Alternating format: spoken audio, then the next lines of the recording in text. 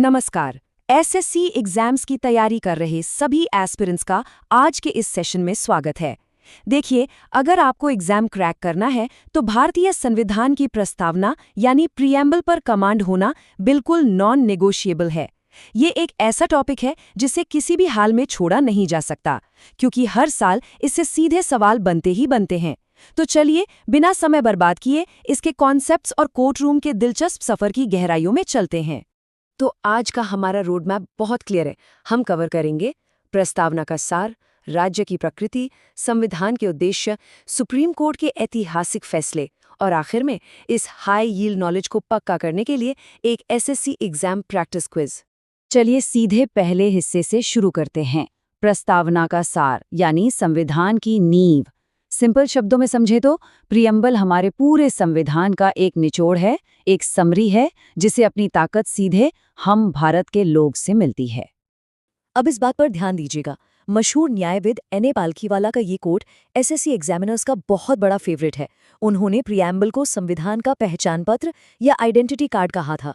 इसके अलावा के.एम. मुंशी जैसे दिग्गजों ने भी इसे पॉलिटिकल हॉरोस्कोप यानी राजनैतिक जन्म कुंडली कहा है। इन सीधे स्टेटमेंट्स को याद रखना एग्जाम में बहुत फायदेमंद होता है। थोड़ा इतिहास के पन्नों में जाएं तो प्रीएम्बल का ब्लूप्रिंट दरअसल जवाहरलाल नेहरू का ऑब्जेक्टिव रेजोल्यूशन था। इन 2 तारीखों को तो बिल्कुल कंठस्थ कर लीजिए।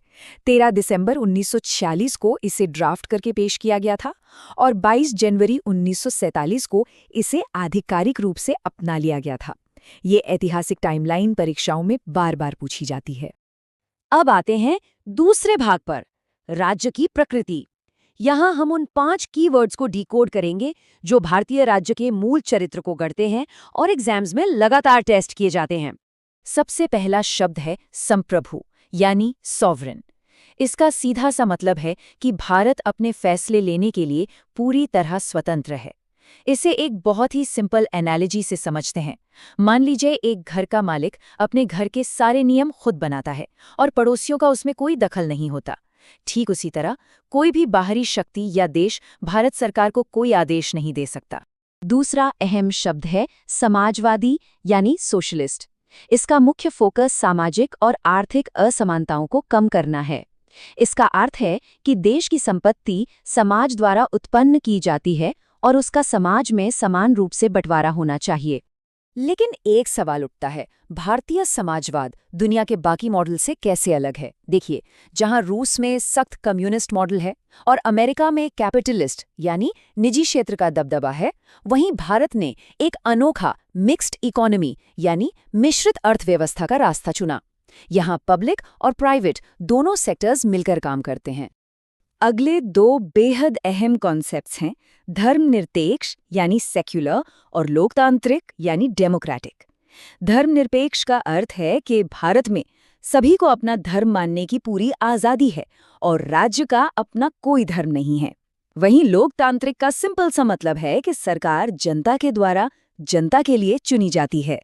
नेचर ऑफ स्टेट का आखिरी शब्द है गणराज्य यानी रिपब्लिक। इसे ऐसे समझिए, एक रिपब्लिक की तुलना किसी पब्लिक कंपनी से की जा सकती है जहां सीईओ को शेयर होल्डर्स चुनते हैं। ये किसी पारिवारिक व्यवसाय की तरह नहीं है जहां गद्दी अपने आप बच्चों को मिल जाती है। इसी तरह भारत का राष्ट्रपति एक निश्चित समय के लिए चुना जाता है। ये कोई वंशानुगत पद नहीं है। अब बढ़ते हैं तीसरे हिस्से की तरफ, संविधान की उद्देश्य यानी एक राष्ट्र के तौर पर हमारी मुख्य लक्ष्य क्या हैं। संविधान के 4 कोर ऑब्जेक्टिव्स हैं: न्याय, स्वतंत्रता, समानता और बंधुत्व। यहाँ ध्यान रखने वाली बात यह है कि न्याय 3 प्रकार का होता है: सामाजिक, आर्थिक और राजनीतिक। अब यहाँ एक बहुत ही हैरान करने वाला फैक्ट है, प्रस्तावना में शामिल स्वतंत्रता, समानता और बंधुत्व के आदर्श फ्रांस की क्रांति से प्रेरित हैं, जबकि न्याय के आदर्शों को रूसी क्रांति से लिया गया है। ये पॉइंट एग्जाम के नजरिए से सुपर क्रूशियल है। चौथा भाग है सुप्रीम कोर्ट के फैसले। चलिए कोर्टरूम के उस ड्रामे को समझते हैं जहां सालों तक इस बात पर बहस हुई कि क्या प्रीएम्बल वास्तव में संविधान का हिस्सा है भी या नहीं। सुप्रीम कोर्ट के इस फ्लिप फ्लॉप इतिहास को समझना बेहद जरूरी है। 1960 के बेरूबारी यूनियन केस में कोर्ट ने कहा कि प्रीएम्बल संविधान का हिस्सा नहीं है। लेकिन फिर आता है ऐतिहासिक केशवानंद भारती केस 1973। इसमें कोर्ट ने अपने ही पुराने फैसले को पलट दिया और माना कि प्रियम्बल बेसिक स्ट्रक्चर का हिस्सा है। ये बिल्कुल एक घर की उस मजबूत नींव की तरह है जिसे तोड़ा नहीं जा सकता, भले ही आप दीवारों का रंग बदल दें। बाद में 1995 के LIC ऑफ इंडिया केस में भी इसे अभिन्न अंग माना गया। और अब बात करते हैं नंबर 42 की। ये SSC एग्जाम्स के लिए एक तरह से होली ग्रेल है। 1976 का 42वां संविधान संशोधन अधिनियम। ये एकमात्र ऐसा मौका है जब आज तक प्रस्तावना में कोई भी संशोधन किया गया है। इस संशोधन से जुड़े 3 शब्दों को याद रखने की सबसे आसान ट्रिक है SIS यानी सिस। इस 42वें संशोधन के जरिए प्रस्तावना में ठीक 3 शब्द जोड़े गए थे, सोशलिस्ट, सेक्युलर और इंटेग्रिटी, यानी समाजवादी, धर्मनिरपेक्ष और अखंडता। इस छोटे से ट्रिक से आप एग्जाम हॉल में कभी कंफ्यूज नहीं होंगे। इन सब के बावजूद आपको पता होना चाहिए कि इसकी कानूनी प्रवर्तनीयता यानी लीगल एनफोर्सेबिलिटी की एक सीमा है। प्रियम्बल किसी अदालत में लागू नहीं किया जा सकता। ये न तो विधायिका की शक्तियों का स्रोत है और न ही ये उन पर कोई रोक लगा सकता है। ये बस कानूनों को समझने के लिए एक मार्गदर्शक रोशनी की तरह काम करता है। अब वक्त है हमारे 5वें और आखिरी भाग का, SSC एग्जाम प्रैक्टिस क्विज। चलिए देखते हैं कि आज के सेशन से आपने कितना कुछ ग्रैस्प किया है। पहला सवाल, प्रियम्बल को संविधान का पहचान पत्र या आइडेंटिटी कार्ड किसने कहा था? सोचिए। इसका सही जवाब है N.A. पालखीवाला। ये कोर्ट एग्जाम्स के लिए सच में बहुत क्रूशियल है। दूसरा सवाल, किस संविधान संशोधन ने प्रस्तावना में समाजवादी और धर्मनिरपेक्ष शब्दों को जोड़ा? जी हाँ, बिल्कुल सही। इसका उत्तर है 1976 का 42वां संविधान संशोधन। बस वो SIS वाली ट्रिक याद रखिएगा।